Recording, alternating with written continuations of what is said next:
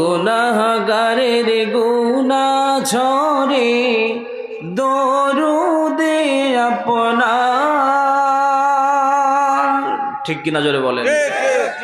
গুনাহগারের গুনাহ ঝরে দরুদে আপনার।